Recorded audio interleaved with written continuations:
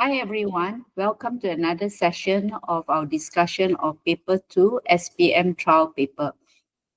Today we are looking at the SPM trial paper from Selangor set 2. Let's begin. Question 1.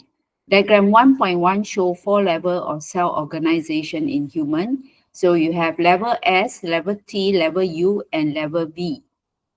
Complete table 1 by naming level T and level V. So level T is tissue, all right? So since it is epithelial cell in level S, so level T is epithelial tissue. And forming the tissue, different tissue form an organ called small intestine, and small intestine made up part of the digestive system. So level V is digestive system, yeah. B1, state one function for level V. So since level V is digestive system, so digestive system is involved in either breaking down of complex food into simpler molecule or breakdown of food via mechanical means into smaller particle, or carry out the process of digestion or breakdown of food physically, either physically or chemically. The inner wall of small intestine is layered by a lot of tiny projection adapted to carry out its function. Explain the advantages of this adaptation. So we know that the small intestine is lined with villus and many microvillus on the villus. So this increases the total surface area for the absorption of digested food. Okay, so villus increases surface area for the absorption of digested food. Diagram 1.2 shows an organ that made up the blood circulatory system. State one cell component that is abundantly found in the wall of the organ. So the heart consists of a lot of muscle cell. So muscle has a lot of mitochondria. So the cell component that is found abundantly is mitochondria. Question 2. Diagram 2.1 shows the process involved in the production of energy. Name X and explain process Y. So X is pyruvate, and the breakdown of glucose into pyruvate is a process known as glycolysis. So the glucose will break down by enzyme into two molecules of pyruvate through the process of glycolysis. So process Y is glycolysis.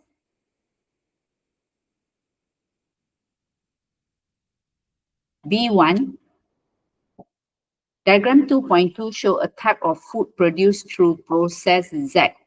Name process Z and explain how process Z helps in the production of the food. So if we look at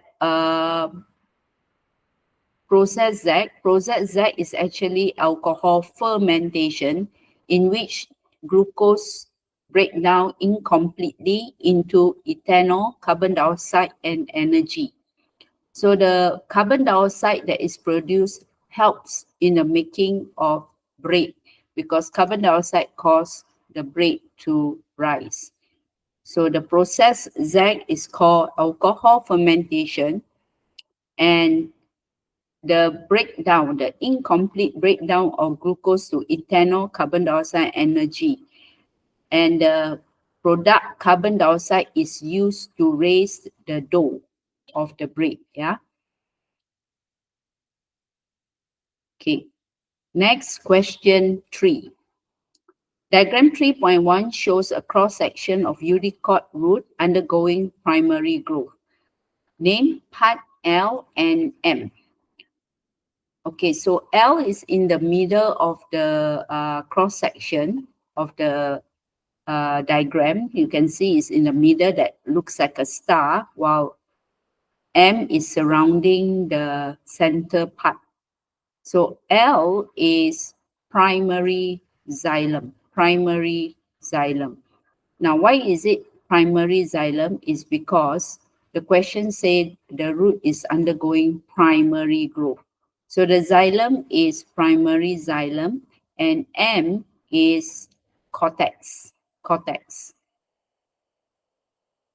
Part 2, state the function of K. Now, K is phloem. So the function of phloem is to transport organic substances from the leaves to the root. So you must give the direction to get full mark of 1 mark here. You must give the direction from which the organic substance are transported. Explain the secondary growth process that occurs in the roots of the EduKaji plant. Now, a EduKaji plant undergoes the process of secondary growth by first forming a cambium ring, and then the cambium ring will divide by mitosis to the cells of the cambium ring will divide to form secondary xylem to the inside and secondary phloem on the outside. And then the cork cambium will also divide by mitosis to form cork cells in the outer layer, and the inner layer is the secondary cortex, right? So the vascular cambium cell divide actively by mitosis to form a cambium ring. Now the cell in the cambium ring divide inward to form secondary xylem and outward to form secondary phloem. Okay, so you can see here, inward is secondary xylem and outward is secondary phloem. Okay, so inward is secondary xylem, outward is secondary phloem. Okay, which means that the primary xylem is pushed towards the pith, while the primary phloem is pushed towards the epidermis. So you can see that the primary xylem is being pushed to the middle, while the primary phloem is pushed to the outer part towards the epidermis. So this makes the root become thicker and the diameter increases. And the cork cambium will actively divide to form cork cells. So this is the process of the formation of secondary growth in the roots of EduKaji plant. Okay, next. On diagram 3.2, draw a growth curve for the EduKaji plant in 5 years. So for a EduKaji plant, undergo 5 years means there will be 5 sigmoid curve. So you have to draw 5 sigmoid curve that is combined, because this is a perennial plant. So every year will have 1 sigmoid curve, 1 sigmoid growth curve, yeah. So the drawing must show a series of small sigmoid, because perennial plant has grow continuously throughout their lifespan. Okay. Give one example of an EduKaji plant that undergoes secondary growth. So one example would be any example of plant that can undergo secondary growth. For example, mangosteen, durian, rambutan, and so on.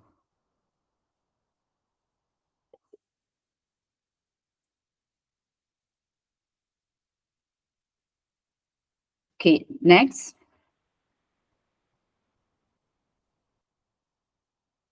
Question 4 shows two types of food that contain fats. So you have olive oil, P, and cheese. Name the type of fats in food P and Q. So in P, olive oil is unsaturated fats, while the fats found in cheese is saturated fats. One difference between the type of fats in P and Q. So the difference between saturated and unsaturated fats are the fatty acid in saturated fats have single bond between the carbon atom, while the fatty acid in unsaturated fats have at least one double bond between the carbon atom. Now, this means that the carbon atom in the hydrocarbon chain are not bonded to the maximum number of hydrogen atom, and therefore they can react with additional hydrogen atom, yeah, but saturated fats cannot react anymore with any additional hydrogen atom because all the bond between the carbon have the maximum number of hydrogen atom. And saturated fats are solid at room temperature, while unsaturated fats are liquid at room temperature. And saturated fats contain a higher amount of LDL, while unsaturated fats has a lower level of LDL, and it increases the ratio of HDL, which is the good cholesterol. So we look at the answer. So you can give any one difference. Either you can say P has at least one double bond, Q have single bond, P can receive one or more additional hydrogen atom. Okay, sorry. P is unsaturated fats, okay, and Q is saturated fats. Q is saturated fats. So we cannot accept any more chemical bond. And this is liquid, this is solid, not liquid, solid. Okay.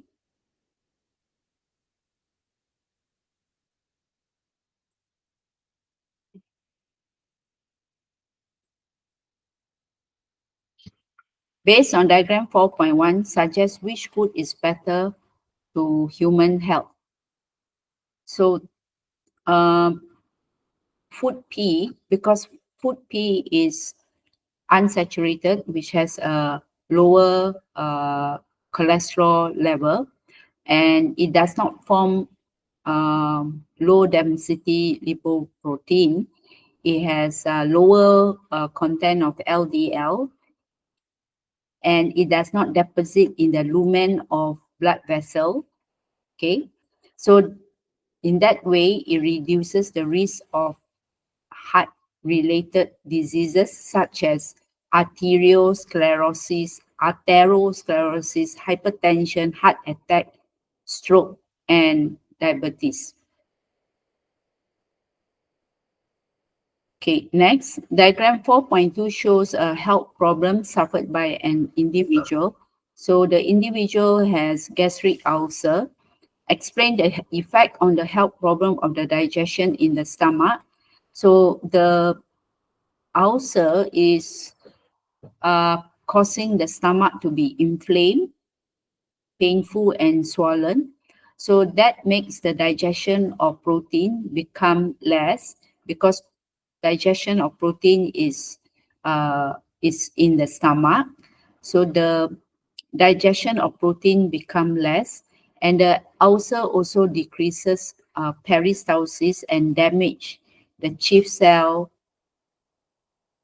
and also the mucus cell. So the chief cell is responsible for secreting pepsinogen. So with less pepsinogen, that means there will be less pepsin. So less protein will be hydrolyzed into polypeptide. So that means less polypeptide are formed. Okay. So the ulcer decreases the amount of polypeptide formed. Okay, question 5.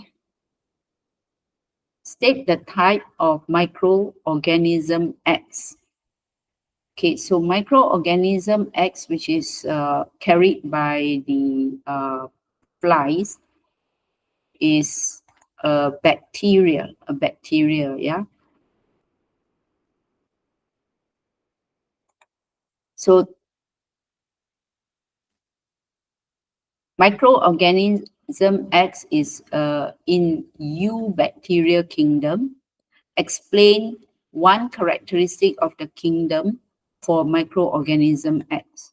So for bacteria, they are unicellular organism which consists of one cell, and they are prokaryote, meaning they lack a membrane-bound nucleus. They lack a membrane-bound nucleus, so their chromosome are not enclosed within a membrane.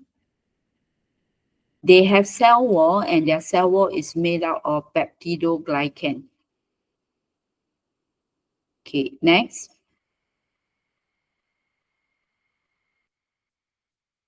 Okay. B, diagram 5.2 shows the condition of the food exposed to organism Y. Explain the effect on the individual that has eaten the food infested with organism Y. So the food is infested by flies, and flies are vector for pathogen, yeah, they carry pathogen.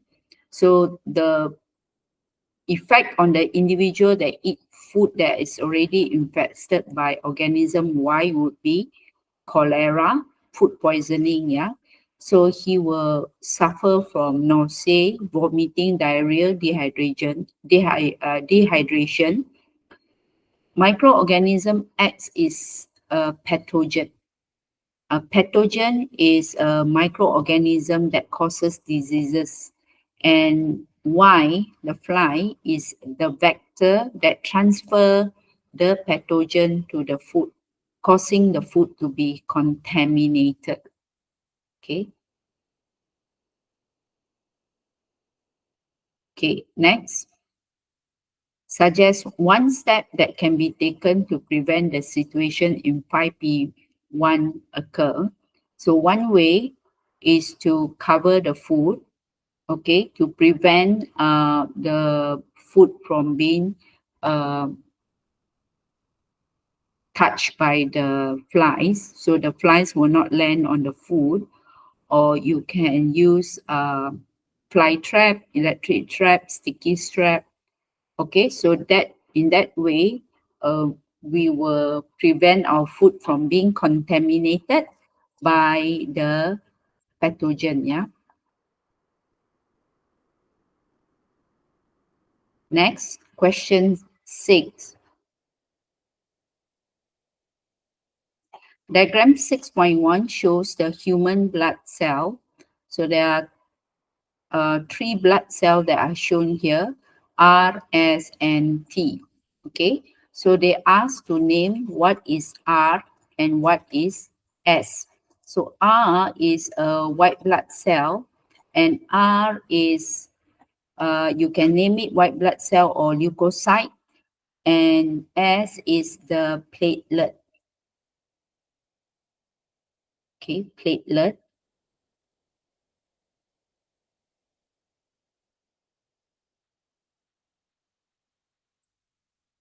Okay, next.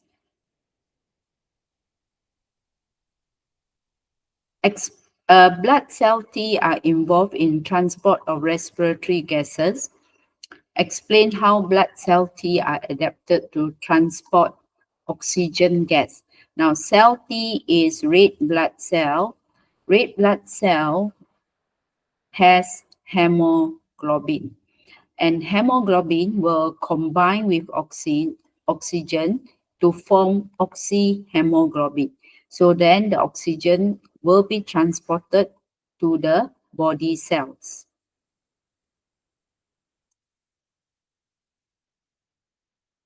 Okay, next question B. State two differences between structure, artery, and vein. Okay, between artery and vein.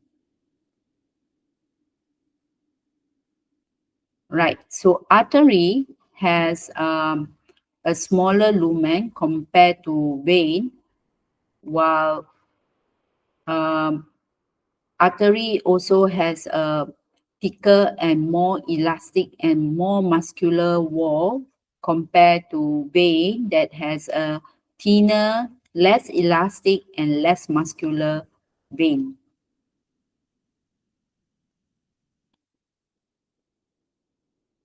Okay, next. Diagram 6.2, okay, shows the condition of the lumen of coronary artery of an individual. So we can see that he has blood clot inside his artery. Yeah? So the blood clot is formed by plaque. Explain the effect of this condition on the individual's health. Okay. So the condition is called thrombosis. Thrombosis is the process when a blood clot called thrombus is formed in the blood vessel. Thrombosis happens because there's a defect in the walls of the blood vessel. The blood flows too slowly until clotting factor accumulate and stimulate the formation of a clot. So the thrombosis result in a slow blood flow, okay, causing the artery to be blocked. That means less oxygen is transported to the cell, so the person can have thrombosis, arteriosclerosis, and as the plaque clot the lumen of the artery, there's a higher risk of getting angina or myocardial infarction if this happen, the clot happen in the heart. Okay.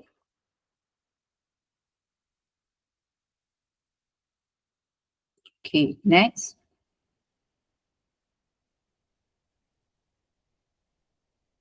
Okay, question 7.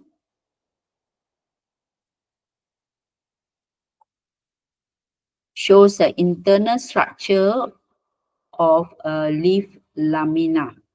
Okay, so you can see here they show the cell K and the cell J. State the name of cell J.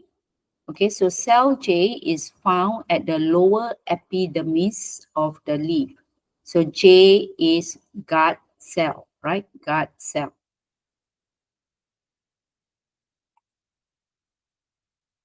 Okay, next.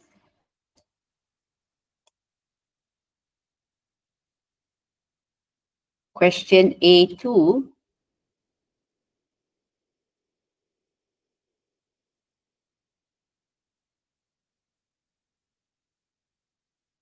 Right. Question A2.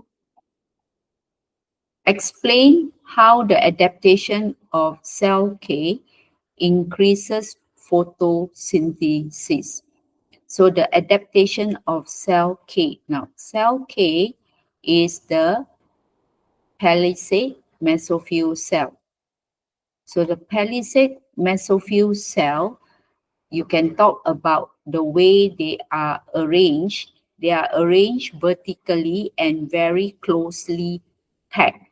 So that allow them to receive maximum amount of sunlight, and also they contain a lot of chloroplast. All this helps the cell to absorb more sunlight for photosynthesis.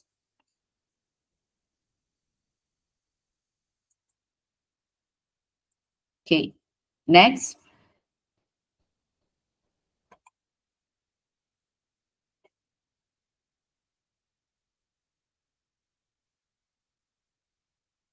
B, compare the reaction. Okay, before that, B1, name part L. Okay, so part L and M, this is a chloroplast, and a chloroplast has L, which is the thylakoid. Okay, a stack of thylakoid can also be named as granum.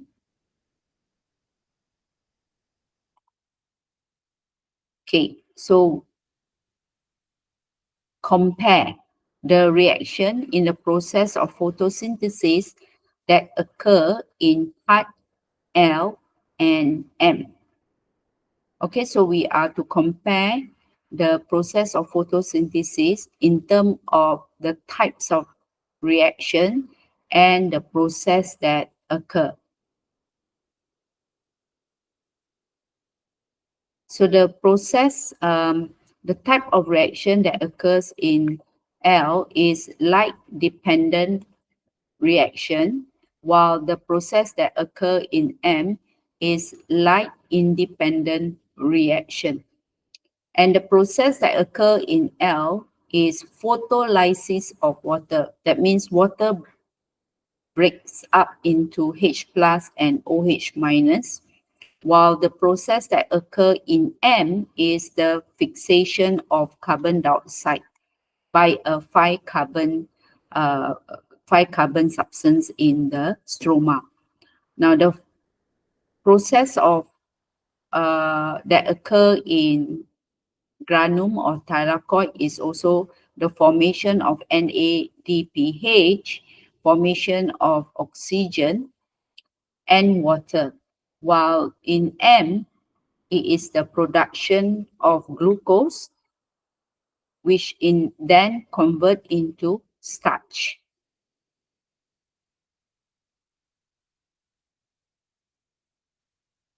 Okay, next. Diagram 7.3 show a graph of light intensity and compensation point on the plant.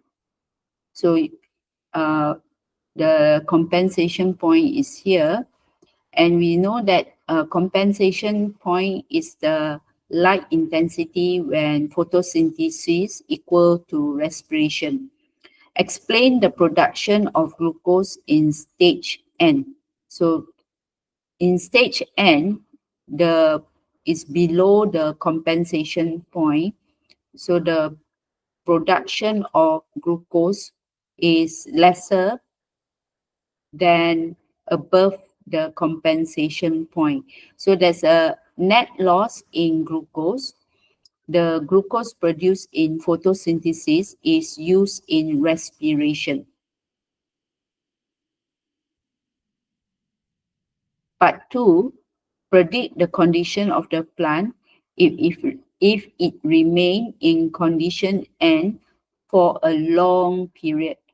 Okay, so if the plant continuously remain below the compensation point, okay, that means the plant will lack glucose due to the rate of respiration exceeding the rate of photosynthesis.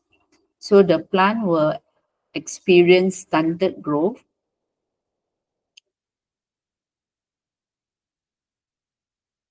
Okay, and besides that, the plant too will have less flower form, less seed, less fruits that will be formed, yeah, because of lesser glucose that is formed, right?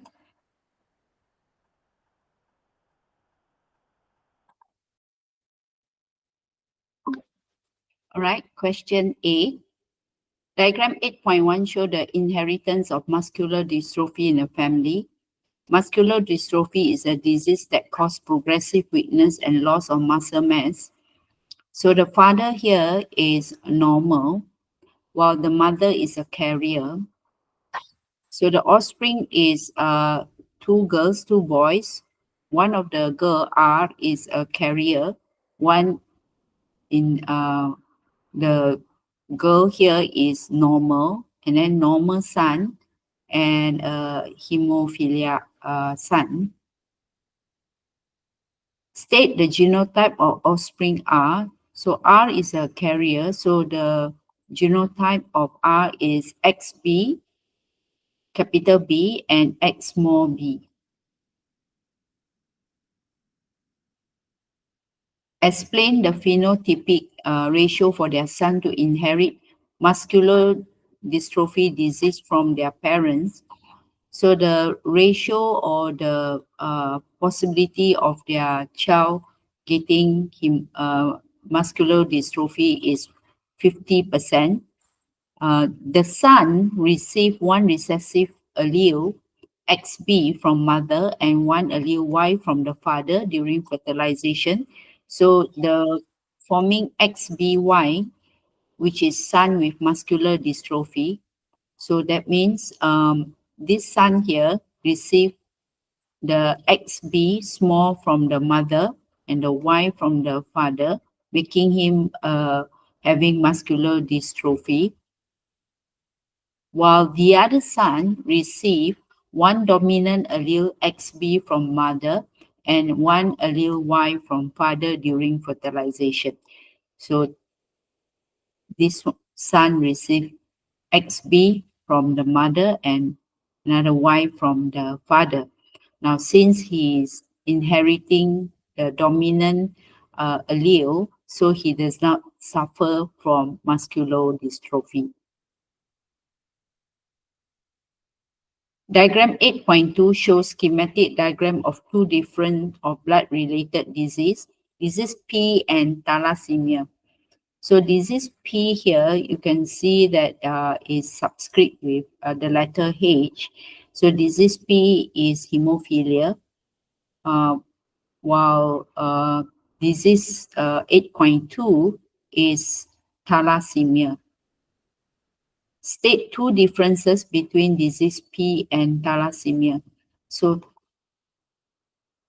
disease P is hemophilia.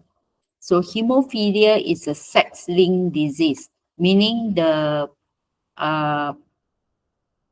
recessive allele is linked to the X chromosome, while thalassemia is due to gene mutation on the autosome. Okay. Next, disease P is caused by the presence of a recessive allele, while disease thalassemia is caused by gene mutation. Now, the disease P, hemophilia, is cause lack of clotting factor, which means that the blood of the person cannot clot normally, while thalassemia result in formation of abnormal hemoglobin, in which the number of hemoglobin is low and the size of the red blood cell is also small.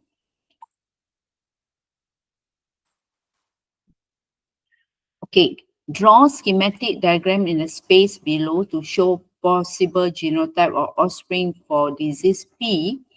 If the mother is normal, the father has the disease. Okay, so P is hemophilia. So mother is normal. So if it's normal, that means she's carrying both dominant allele. It should be represented by H, yeah? Because B normally we use it for colorblind. So for hemophilia, we represent it with H. Okay, so here will be the mother will be carrying two dominant allele, while the father, being a person who has the disease, will carry the small allele or recessive allele. So after the formation of gamete, okay, this is gamete here, and the process of fertilization. So this is the process of fertilization. This is the process of meiosis here. You will get this possible genotype that will be formed in the offspring. So you will have this is a female carrier, because it carries a recessive allele, while this one will be a male who is normal, okay, and this is also a normal male because it carries the dominant allele of from the mother, okay.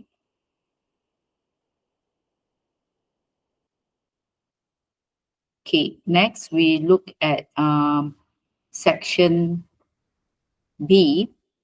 Section B is essay. Let's look at question 9. Now, 9.1 shows the transmission of impulse for a voluntary action in human. Name neuron K and M. So the neuron K here, we can see there's receptor and the cell body is in the middle, and the arrow shows that it's from the receptor towards neuron L. So neuron K is sensory neuron and neuron L is relay neuron, and then the relay neuron will transmit the impulse to neuron M, which is then transmit it to the effector. So neuron M is motor neuron. Okay. Okay, sensory neuron and motor neuron. Next, compare and contrast neuron K and neuron M. So from the structure itself, we can see that first the location of the cell body is right in the middle of the cell, whereas the for motor neuron is right at the terminal end of the cell, and the axon of this is the axon part for sensory neuron is shorter than the axon of motor neuron. Okay, so let's look at other differences. Okay, so for similarity, both have axon, dendrite, cell body, myelin sheath, nodes of Ranvier. And each of these has its function, so you can just give one function for each of the structure. For example, axon carry impulses out of the cell body. Dendrite send impulses to the cell body. The cell body coordinates all impulses. Myelin sheath protects the axon and supply nutrient to the axon.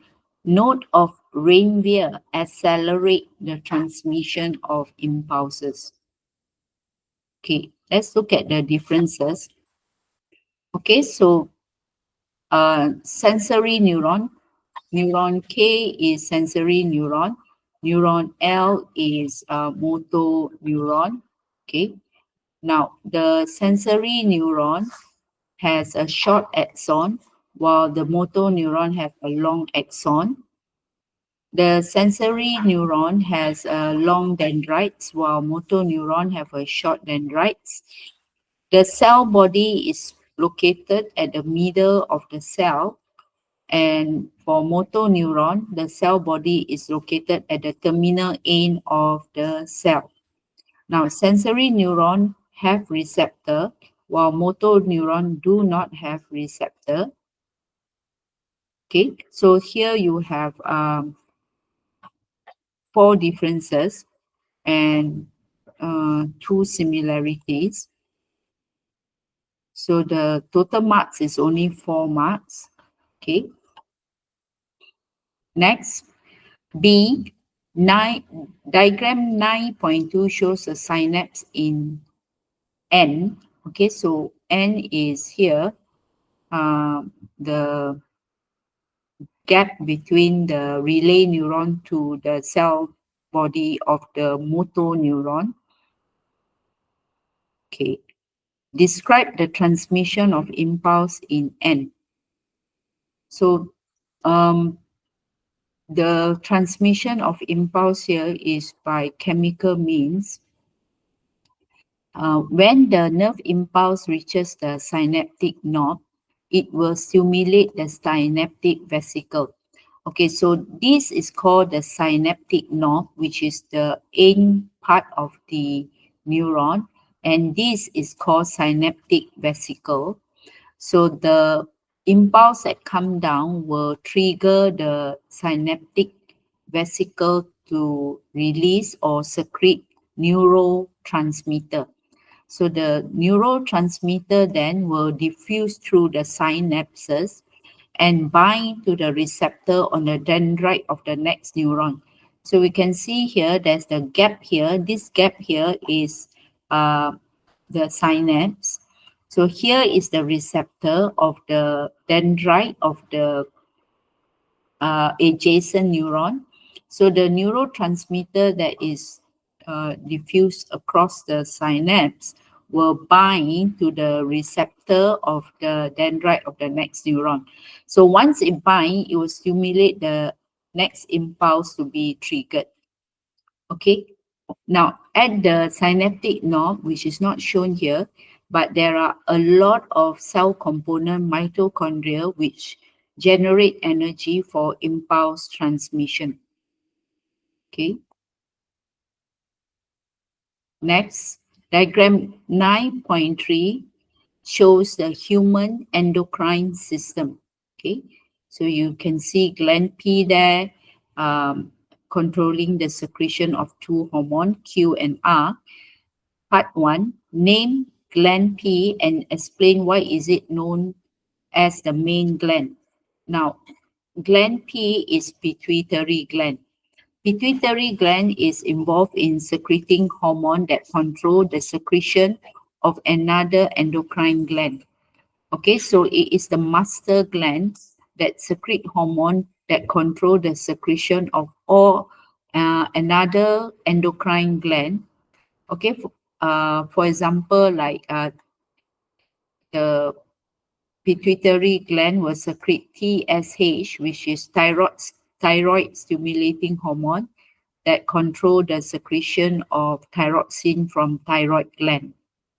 Okay, so next, describe the action of hormone Q and R to a student who is asked to deliver a spontaneous speech during English class. During a spontaneous speech, now the student would be probably have the fear and nervousness. So to cope with that situation, first pituitary gland will secrete TSH first, which is thyroid stimulating hormone, okay, which is hormone Q. And TSH will then stimulate the secretion of thyroxine hormone from the thyroid gland. So the thyroid gland will secrete thyroxine, and this come after pituitary gland secrete hormone Q, which is TSH, to stimulate the thyroid gland to secrete thyroxine. Okay, and at the same time, the pituitary gland will secrete hormone ACTH, hormone R, which stimulate the secretion of adrenaline hormone.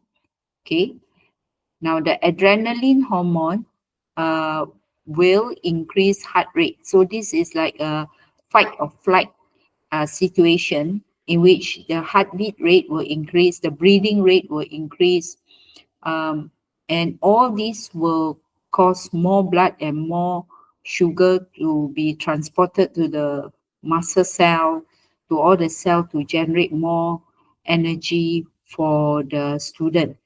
So a lot of glucose, oxygen are sent to the muscle cell. The adrenaline also causes an increase of blood sugar. So with the higher amount of blood sugar and higher amount of oxygen, the rate of cellular respiration will increase, thus increasing the production of energy. Okay, at the same time, the thyroxine hormone just now will increase the rate of metabolism. Now, the rate of metabolism that increase will provide more energy for the student to cope with the anxiety or the fear of having to give spontaneous speech. And tyrosine hormone also increases body temperature at the same time. So all these work together to help the student to manage his fear, his anxiety when he's asked to deliver a spontaneous speech. Okay, let's look at question 10 now. Diagram 10.1 shows a type of cell division that takes place in the somatic cell. Explain the importance of this cell division. Now, the cell division that is shown is actually mitosis. So, mitosis, okay, we can see here that the cell is consists of single chromosome arranged at the metaphase plate or equatorial plane. Okay, so this is mitosis. Now, mitosis is important because it replaces dead cell or repair damaged cell. It also increases the number of cells during cell growth or development. Is involved in asexual reproduction for unicellular organisms like paramecium and amoeba that carries out binary fission. It maintains the number of chromosome of daughter cell of in a species, meaning mitosis always maintain the number of chromosome in the daughter cell.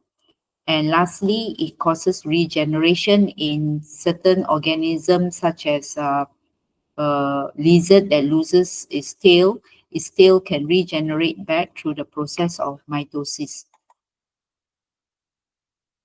Okay, next. Diagram 10.2 shows meat produced in the laboratory by using a scientific technique to support the need of protein supply. Uh, Based on the information, explain the technique used in the meat production, suggest a way to diversify the meat. Now, to produce meat in the laboratory or in commercially. So this process is a process in which we use we call it a culture meat, okay, or tissue culture, in which the meat is obtained from stem cell and then put inside a culture medium which contain all the growth factor, protein, fatty acid, bovine serum for it to grow. Okay, the nutrient will supply for the cell to grow, to multiply by mitosis, and then the cell will divide mitotically to form fibrous muscle tissue, which then mature to become muscle fiber. Now, after that, we can actually produce all kind of meat product from the muscle fiber. We can make it into a burger, or we can make it into sausages or meatball.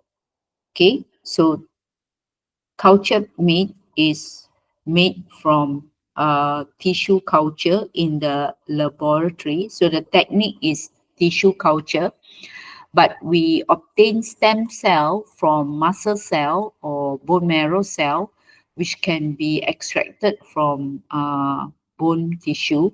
So we place it in a culture medium. Usually the culture medium here must be sterile. It has to be sterile, meaning it has to be free from microorganism that may affect the growth of the cell. Okay, now the cell then will divide by mitosis to form meat tissue. Now the meat tissue can be either directly used as a meat product, or you can turn it into other products such as burger patty or pre-cooked meat. Okay, so that is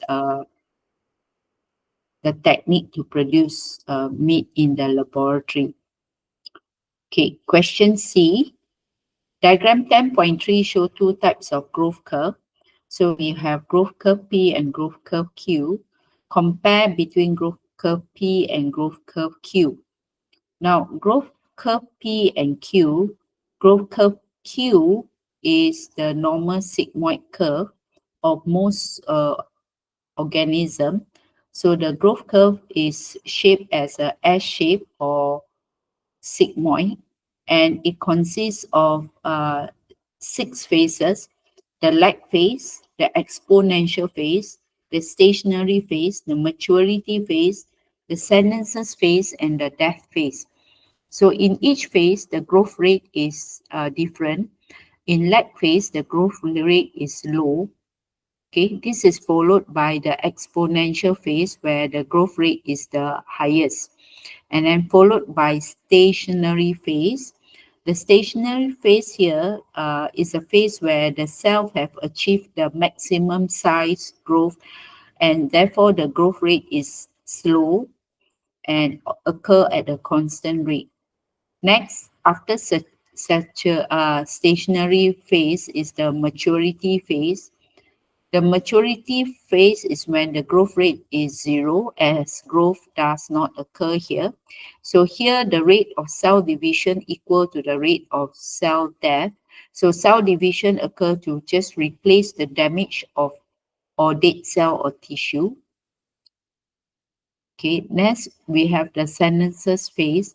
The senescence phase is a phase when the growth rate is negative. Here the organism is going through aging, and this is followed by the death phase. The death phase is a phase where death follows after due to diseases or old age. Now, for the animal that has a step series of staircase shape, this is normally animals that have exoskeleton, like insects. Having a exoskeleton is very hard, is inelastic. So in order to grow, the insect will need to undergo ecdysis and of several times to shed off the old exoskeleton and to form a new exoskeleton. Now, each time when a new and softer exoskeleton is formed, the old exoskeleton will break off. And before the new exoskeleton hardens, the insects normally will suck in a large amount of air to increase its body size. This will lead to rapid growth. So that is why there is a vertical line of the graph here, where the graph shows a sudden and rapid growth during ecdysis. Okay, so after the process of ecdysis ends, meaning the soft tissue, the new soft tissue has become hardened, then the insect will stop to grow until the next ecdysis begin again. So the ecdysis will happen several times. In this graph here, it occurs 5 times before the insect grow from nymph stage, which is the instar stage, and until it reaches the adult stage. So here the question asks for the comparison between growth curve P with growth curve Q. So the comparison between both are similarities. Both involve the increase in size, mass, length, and height. Both involve the increase in the number of cells. Both involve process of mitosis. And both types of growth will stop when achieve maturity stage. Okay, for the differences, the growth curve of P is a step-shaped curve, while for Q is sigmoid shaped curve. Now for P, there's rapid growth during ecdysis, but for Q, the growth is gradual. Okay, and the shape or the growth pattern is not continuous, but is intermittent, while for sigmoid curve, the growth curve is continuous.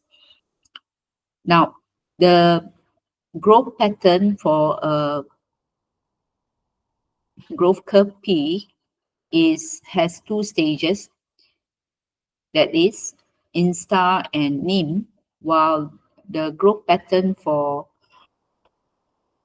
Q has 6 phases or stages. They are lag phase, exponential phase, stationary phase, maturity phase, senescence phase, and death phase. Okay. Next, for P, it occurs in insects. Insects with exoskeleton. For Q, the growth curve occur in human and all other animals that has endoskeleton. Now, the skeleton that is made up, the exoskeleton is made up of chitin, while the vertebrates will have skeleton made up of calcium. Okay. All right, now we go to section C. Question 11. Diagram 11.1 show a type of vascular tissue. Name, X is a type of vascular tissue. Name the vascular tissue. So you can see here, this is trache. This is actually xylem vessel. So the answer is xylem vessel. Okay, next. Based on diagram 11.1, explain the characteristic of X that enable X to carry out its function effectively. So the xylem has a characteristic or adaptation for it to carry out its function effectively. The first thing is xylem consists of dead cell. It has no cytoplasm. So this allows a free flow of water easily. Next, the cells are arranged longitudinally end to end. That means the cells are like stacked up end to end. So this allows water to move through it continuously, and the cells are hollow. Yeah. Next, the cell wall is thickened with lignin, and lignin provide mechanical strength and support to prevent the xylem from collapsing due to the high tension created by transpirational pool. So the wall is thickened with lignin. So these are the adaptation of xylem to carry out its function effectively. Question B. Diagram 11.2 show process Y that occurs in plant. So we can see the picture show the movement of water from the roots through the stem and out of the leaf through the stoma. So this process here is the process of the movement of water and minerals. Yeah. So explain the factors involved in process Y in the transfer of water from soil to leaf. So we want to see what are the factors involved in the movement of water from the soil to the leaf. So it can be divided into 3 parts. First is the root pressure that happens at the root hair. Second is the capillary action that happen along the xylem vessel. And thirdly is the transpirational pool that result in water vapor evaporating from the stoma. Okay, so the answer is first, transpiration. We can start with the root pressure, where the root pressure from the root causes water to move from the soil to the xylem vessel by osmosis. Now, as the water is pushed up along the xylem vessel, it is supported by capillary action in the xylem. The capillary action is produced by adhesive force and cohesive force. The adhesion force or adhesive force is between water molecule and the wall of xylem vessel, while the cohesive force is between the water molecule and water molecule. Now, this capillary action is able to hold the water inside the xylem vessel so that it is not pulled down by the gravity. Okay, lastly, we have transpirational pool that occur at the leaf. Now, at the leaf, the water will evaporate out through, water vapor will evaporate out through the stoma due to transpiration. So, so we call that transpirational pool. So these are the factors that are involved in the passage of water from the soil to the leaves. Okay, next. Okay, the following quotation is a news article about logging activity at the Ulu Muda Forest Reserve. Almost a year of widespread logging in Ulu Muda Forest Reserve affected the water catchment area and the dam, and the tracks of logging truck has been detected again in the area. The path detected in the catchment area in the forest reserve near Sig is believed to be used by loggers since the early of this year. 5-meter wide, the path is more than 15-kilometer long, leading to the hill along Ulu Muda Lake. The STAR inspection last Wednesday revealed that hundreds of logs were placed at the site. There's also heavy machinery parked there.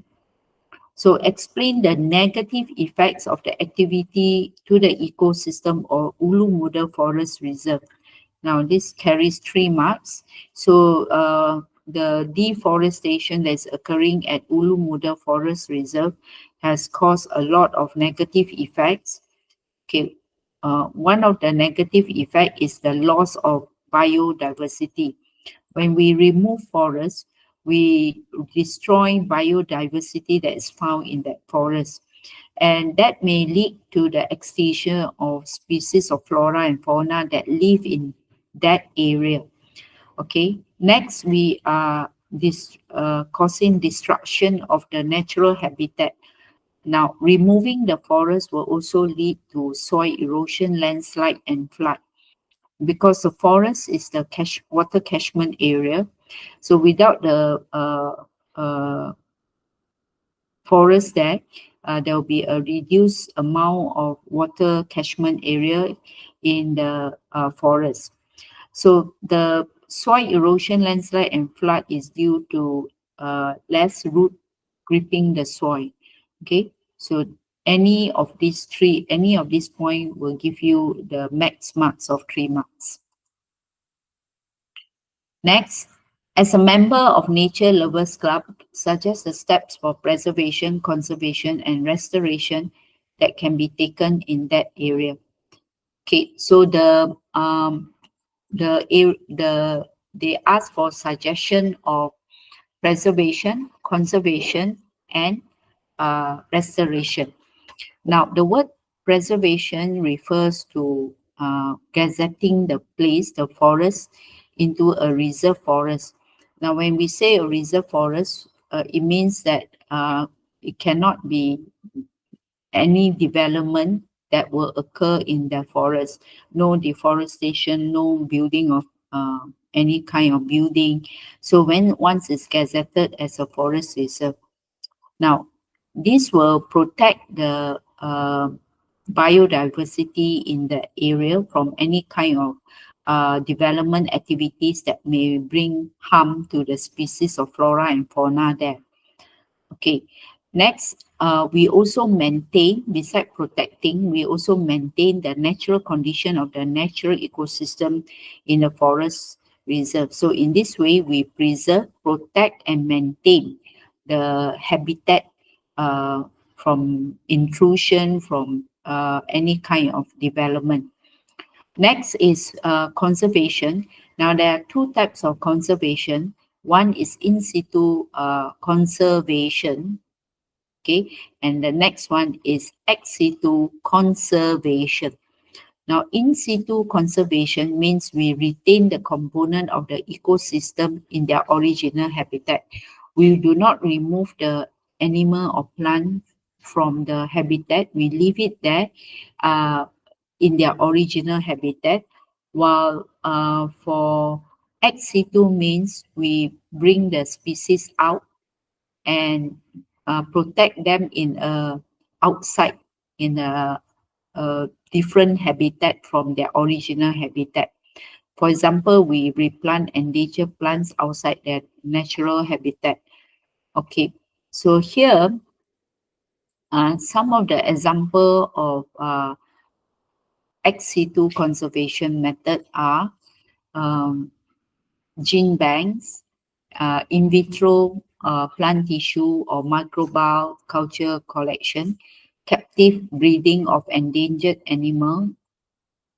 Okay, for example here, the Sepilo Orang Utan Rehab Center, okay, or the Kuala Ganda Elephant Conservation Center.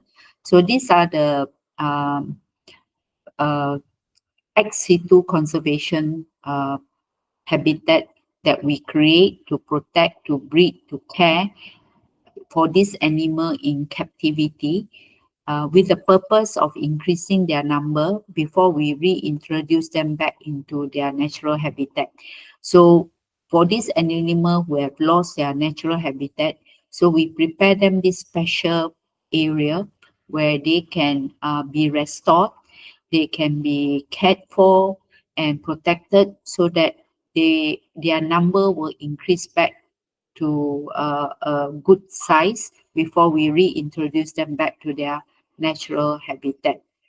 Okay, so the last step is the restoration.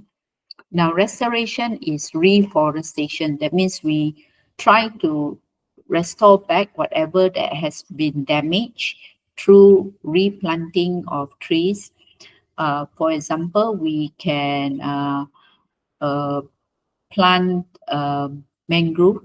We can carry out restoration by planting mangrove trees. We can also go for planting of corals to reduce coral reef, to restore back the coral reef. Okay, so these are some areas where we can participate actively to restore back the damaged ecosystem. So in this way, we can help to restore back the area to where it was before. Okay, so that is for restoration. Okay, so with that, I end my session today. So I hope to see you in the next session.